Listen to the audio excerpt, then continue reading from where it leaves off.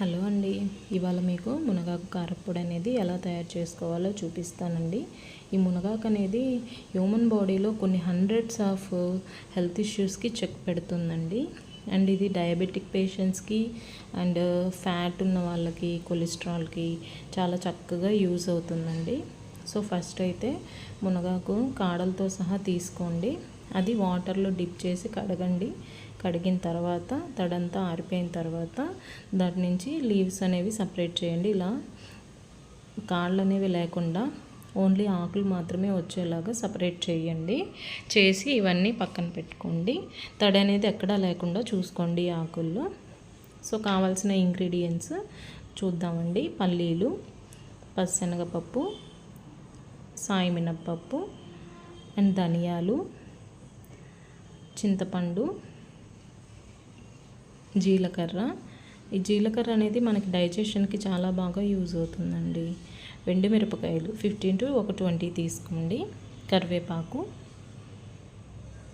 వెల్లుల్లి రెమ్మలండి. సో ఇవ్వండి మనకి కావాల్సిన ఐటమ్స్. ఇప్పుడు తయారీ విధానానికి వెళ్దామండి.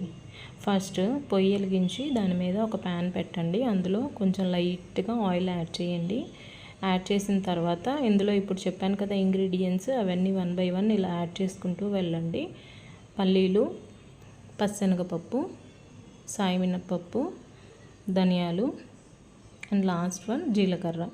ఇవన్నీ ప్యాన్లో యాడ్ చేసి లో ఫ్లేమ్లో పెట్టి స్లోగా కదుపుతూ కొంచెం గోల్డెన్ షేడ్ వచ్చేంత వరకు వేయించుకుంటూ ఉండండి. అండ్ ఈ మునగాకు వల్ల చాలా హెల్త్ ఇష్యూస్కి చాలా చక్కగా రెమెడీగా పనిచేస్తుంది.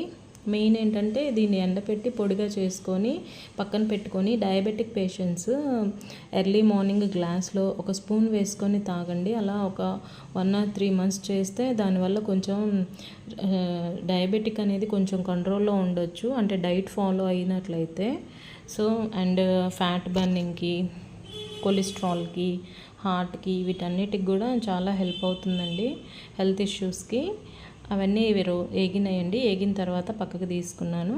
తర్వాత ఇలా చింతపండు పిక్క పీచు అనేది సపరేట్ చేసి కొంచెం హీట్ అయ్యేలాగా వేయించండి. ఇది కూడా హీట్ అయిపోయింది, పక్కకు తీసానండి.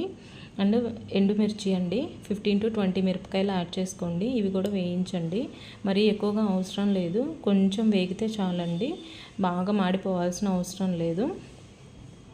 సో ఇవి కూడా కొంచెం వేగేయండి. సో ఇవి కూడా సపరేట్గా పక్కన ప్లేట్లోకి తీసేసుకున్నాను. ఇప్పుడు ఫైనల్గా మునగాకండి. మనం ఏవైతే ఇలా కొమ్మలు ఎక్కడా రాకుండా తీసుకున్నది మొత్తం ఇలా ప్యాన్లోకి యాడ్ చేసుకోండి. లో ఫ్లేమ్లో పెట్టి వేయించాలండి. తడి అనేది ఎక్కడా ఉండకూడదు. తడి ఉన్నట్లయితే మీకు ఏంటంటే ఇది ఆకుకూర మీకు చేసుకుంటాం కదండి, ఆకుకూర కర్రీ మనకి ఇగురు కర్రీ అంటారు కదా, ఇగురులాగా అయిపోతుంది. సో ఆకుకూర కర్రీలాగా కాకుండా మనకి క్రిస్పీగా వేగిన తర్వాత చేతితో నలిపితే మనకి పౌడర్ అయ్యేలా ఉండాలి. అలా ఉండాలి అని అంటే కడిగిన తర్వాత బాగా ఎండబెట్టాలండి. ఎండబెట్టి వాటర్ అనేది లేనప్పుడే మనం ఇలా సపరేట్గా చేసుకోవాలి. చేసుకొని ఇలా లో ఫ్లేమ్లో పెట్టి వేయించాలి. ఇప్పుడు కరివేపాకు అండి కొంచెం యాడ్ చేశాను. యాక్చువల్గా కరివేపాకు ఫ్లేవర్ కోసం యాడ్ చేశాను. మీకు కావాలనుకుంటే కొంచెం ఎక్కువ కూడా సేమ్ క్వాంటిటీలో కూడా యాడ్ చేసుకోవచ్చు. కరివేపాకు వల్ల కూడా చాలా యూజెస్ ఉన్నాయండి మనకి. సో మొత్తం వేగిపోయింది చూసారు కదా, ఇలా నలుపుతుంటే ఫింగర్స్తో పౌడర్లా అయిపోతుంది. సో ఇవన్నీ ఇప్పుడు ఒక మిక్సీ జార్ తీసుకొని అందులో మొత్తం వేసుకుంటున్నానండి.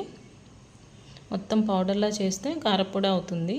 సో ఇవన్నీ 1 by 1 అన్నీ మిక్సీ జార్లో వేసేస్తున్నాను. తర్వాత వేసిన తర్వాత ఈ ఆకులు ఉన్నాయి కదండి మునగాకులు, అవి కూడా వేసేస్తున్నానండి. వేసిన తర్వాత ఇదిగోండి వెల్లుల్లి రెబ్బలు 5 to 8 తీసుకోండి, అవి కూడా వేసేసేయండి. అండ్ ఫైనల్గా టేస్ట్కి సరిపడా సాల్ట్ వేసేసి మొత్తం మిక్సీ పట్టేసేయండి. మీకు కావాల్సిన కారప్పొడి అనేది రెడీ అయిపోతుందండి. అంతే. ఇదిగో చూసారు కదా, అయిపోయింది. చూసారు కదా చూడడానికి ఎంత బాగుందో, స్మెల్ కూడా అంతే చక్కగా వస్తుందండి. చాలా బాగుంది స్మెల్ అయితే. నాకు ఇప్పుడే భోజనం చేసేయాలనిపిస్తుంది.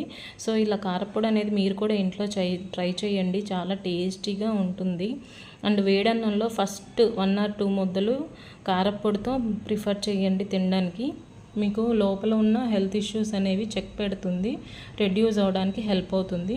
ఈ వీడియో మీకు నచ్చింది అనుకుంటున్నాను. నచ్చితే లైక్, షేర్ అండ్ సబ్స్క్రైబ్ చేయండి.